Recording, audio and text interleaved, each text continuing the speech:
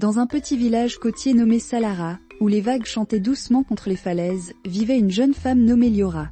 Elle était connue pour sa grâce naturelle, ses longs cheveux noirs qui dansaient au vent et sa voix envoûtante qui semblait apaiser même les tempêtes.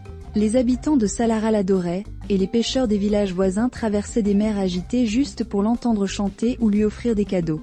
Mais malgré toute cette admiration, Liora restait un mystère pour beaucoup. Elle avait un secret qu'elle gardait enfoui au plus profond d'elle-même, un secret qu'elle ne partageait qu'avec ses deux amis les plus proches, Milo et Nara. Depuis son adolescence, Liora ressentait une pulsion étrange, une sorte de vide insatiable qui la tourmentait. Ce n'était pas de l'amour ou un simple désir, c'était quelque chose de plus sombre, de plus sauvage. Elle avait besoin de voler. Pas des objets précieux ou de l'argent, mais des choses insignifiantes. Une cuillère en bois, un ruban oublié sur une table, une plume d'oiseau ramassée sur la plage. Chaque fois qu'elle prenait quelque chose, son cœur battait plus vite, et le vide en elle semblait se calmer, ne serait-ce que pour un instant. Au début, c'était innocent. Une petite fille de 14 ans qui ramassait des coquillages abandonnés ou empruntait un peigne qu'elle rendait discrètement. Mais à 24 ans, cela avait empiré. Liora ne pouvait plus passer une journée sans voler quelque chose.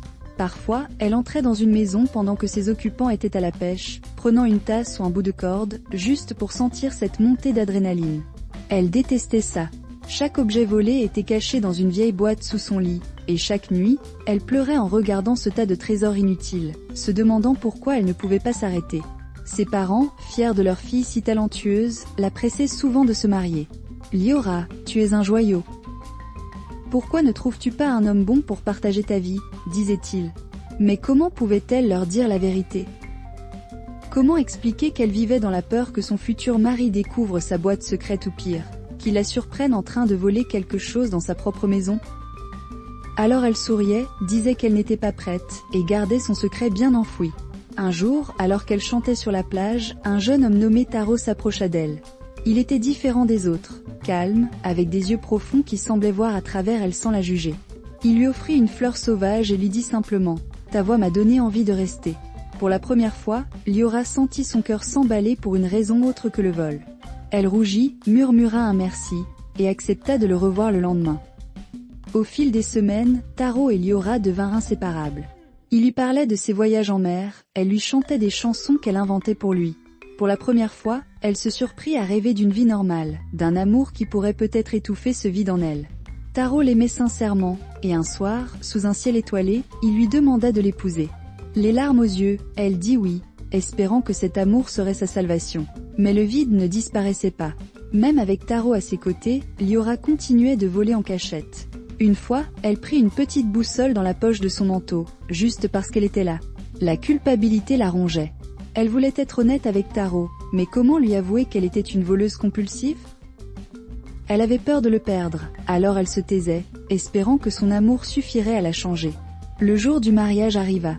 La plage était décorée de coquillages et de lanternes, et tous les villageois étaient là pour célébrer. Milo et Nara, ses amis fidèles, étaient à ses côtés, riant et la taquinant sur sa belle robe blanche. Mais alors que Liora et Taro s'apprêtaient à échanger leurs vœux, un cri perça l'air.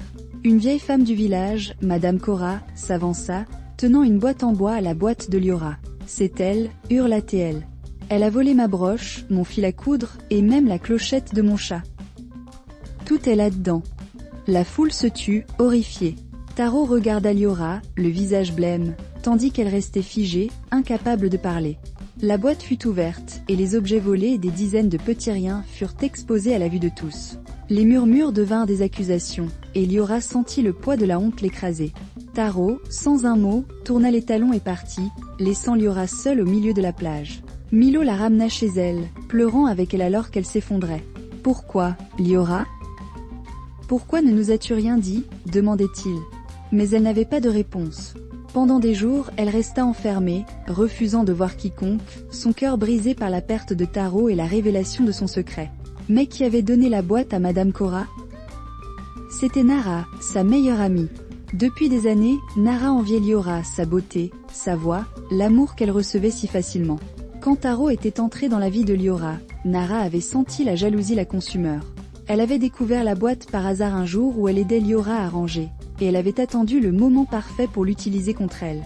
Le jour du mariage, elle l'avait remise à Madame Cora, sachant que cela détruirait tout. Pourtant, l'histoire ne s'arrête pas là. Après des semaines de solitude, Liora décida qu'elle ne pouvait plus vivre ainsi.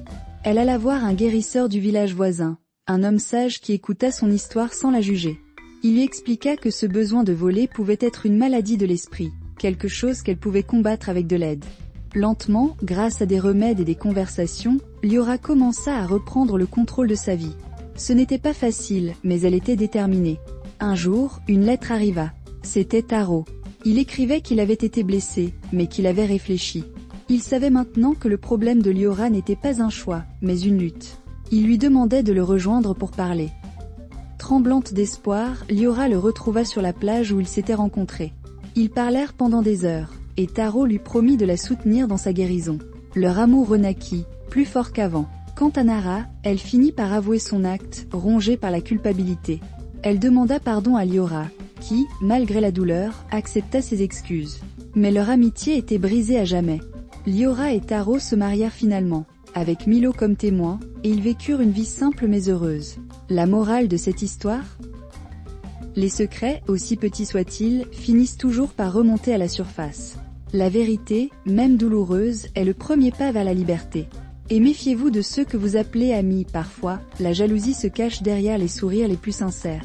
Soyez votre propre refuge, et cherchez de l'aide quand le fardeau devient trop lourd.